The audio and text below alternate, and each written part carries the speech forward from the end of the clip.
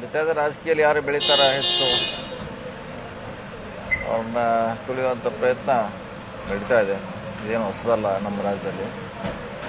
ಇದಕ್ಕೆ ಕಡಿವಾಣ ಹಾಕ್ಬೇಕಂತ ನಾವು ಹೇಳಿದ ನಂತರ ಸದನ್ನಲ್ಲಿ ಕೂಡ ಅದ್ರ ಬಗ್ಗೆ ಚರ್ಚೆ ಆಗಿದೆ. ರಾಜನವರು ಕೂಡ ಅದ್ರ ಬಗ್ಗೆ ಹೇಳಿದ್ದಾರೆ ಏನಾಗಿದೆ ಅಂತ. ಅದಕ್ಕೆ ಹೋಮ್ ಮಿನಿಸ್ಟರ್ ಕೂಡ ಅವ್ರು ದೂರು ಕೊಟ್ಟರೆ ತನಿಖೆ ಮಾಡ್ತಂತೇಳಿ ನಾನು ಕೂಡ ಅದನ್ನೇ ಹೇಳಿದ್ದೆ. ಅವ್ರು ದೂರು ಕೊಡ್ಲಿಕ್ಕೆ ನಾವು ಮನವಿ ಮಾಡಿದ್ದೀವಿ ಅವ್ರಿಗೆ ಅಂತ ಹೇಳಿದ್ದೀನಿ. ಆದಷ್ಟು ಬೇಗ ಕೊಟ್ಟರೆ ಒಳ್ಳೆಯದು. ಯಾಕಂದರೆ ದೂರು ಕೊಡದೆ ತನಿಖೆ ಮಾಡಲಿಕ್ಕೆ ಆಗೋಲ್ಲ. ಕೊಟ್ಟರೆ ಒಂದು ಅದಕ್ಕೆ ಇತಿಶ್ರೀ ಹಾಡಬಹುದು ಅಂತ ನಮ್ಮದೊಂದು ಆಸೆ ಇದೆ. ಎಲ್ಲ ಪಕ್ಷಕ್ಕೂ ಒಂದು ಪಿಡುಗು, ಕ್ಯಾನ್ಸರ್ ಇದ್ದಂಗೆ. ಯಾಕಂದರೆ ದೇಶ ಸಾಧಿಸಲಿಕ್ಕೆ ನೇರವಾಗಿ ಆಗದಿದ್ರು ಈ ರೀತಿ ಮಾರ್ಗದಿಂದ ಮಾಡೋಂಥ ಪ್ರಯತ್ನ ನಮ್ಮ ರಾಜ್ಯದಲ್ಲಿ ಭಾಳಷ್ಟು ಕೆಲವು ಹೊರಗಡೆ ಬಂದಿದೆ, ಕೆಲವು ಹೊರಗಡೆ ಬಂದಿಲ್ಲ. ಸಿ ಡಿಗಳು ಕೆಲವು ಹೊರಗೆ ಬಂತು, ಸುಮಾರು ಬರದೇ ಬ್ಲ್ಯಾಕ್ ಮೇಲ್ ಮಾಡುವಂಥ ಪ್ರಯತ್ನ ಆಗಿದೆ.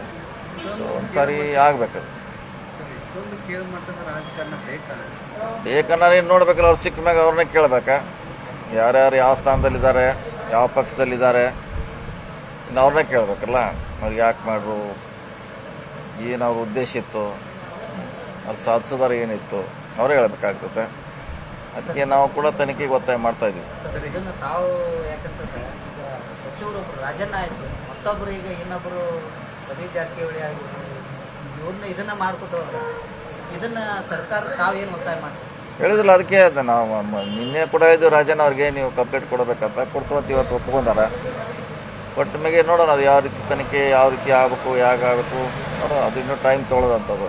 ಸರ್, ಇನ್ನೊಂದು ಬಾರಿ ಏನಂತಂದ್ರೆ ಬೆಳಗಾವಿ ಜಿಲ್ಲೆ ಪ್ರಭಾವಿ ರಾಜಕಾರಣಿ ಒಂದು ಮನೆತನವನ್ನು ಕಟ್ಟಿ ಹಾಕಬೇಕು ಅಂತೇಳಿ ಒಂದು ಈ ಪ್ರಯೋಗ ಆಗಿದೆಲ್ಲ. ಪ್ರಯೋಗ ಆಗಿದೆ ಅವಾಗ ಕೂಡ ಆಗಿದೆ. ಸೊ ತಮ್ಗೆ ಯಾರ್ಯಾರು ಬೇಡೋ ರಾಜಕೀಯದಲ್ಲಿ ಅವರನ್ನು ಕಟ್ಟಿ ಹಾಕುವಂಥ ಪ್ರಯತ್ನ ಈ ಮುಖಾಂತರ ಸಿ ಡಿ ಮುಖಾಂತರ ನಡೀತಾ ಇದೆ.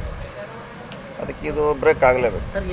ರಾಜಕಾರಣಿಗಳೇ ಇಟ್ಕೊಂಡು ಇದನ್ನ ಇನ್ನೊಬ್ಬ ರಾಜಕಾರಣಿ ಹನಿಲಿಕ್ಕೆ ಇದರಲ್ಲಿ ರಾಜಕಾರಣಿ ಬಿಟ್ಟರೆ ಬೇರೆ ಅವ್ರಿಗೆ ಯಾರು ಇಂಡಸ್ಟ್ರಿಯಲಿಸ್ಟ್ ಸಂಬಂಧ ಇಲ್ಲ, ಅಧಿಕಾರಿಗಳ ಸಂಬಂಧ ಇಲ್ಲ.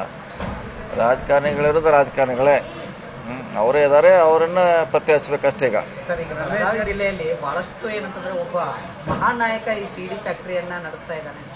ಬಹಳ ವರ್ಷದಿಂದ ರಾಜಕಾರಣದಲ್ಲಿ ಬೆಳಗಾವಿಯಲ್ಲಿ ಚರ್ಚೆ ಆಗ್ತಾ ಇತ್ತು.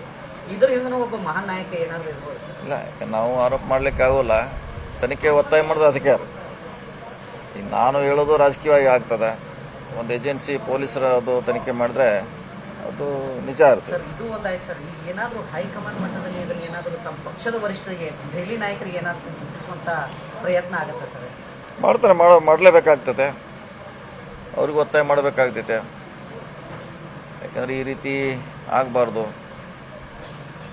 ಒತ್ತಾಯ ಮಾಡಲೇಬೇಕು. ಹೈಕಮಾಂಡ್ ಕೂಡ ಇದನ್ನು ಗಮನ ಸೆಳೆಯುವಂಥ ಪ್ರಯತ್ನ ಆಗಬೇಕು. ಸರ್, ರಮೇಶ್ ಜಾರಕಿಹೊಳಿ ಅವರು ಕೂಡ ಹೇಳಿದ್ರು ತನಿಖೆ ಮಾಡಬೇಕು. ಆದ್ರೆ ಆವಾಗ ಯಾರು ಅವ್ರ ಮಾತು ಕೇಳಲಿಲ್ಲ.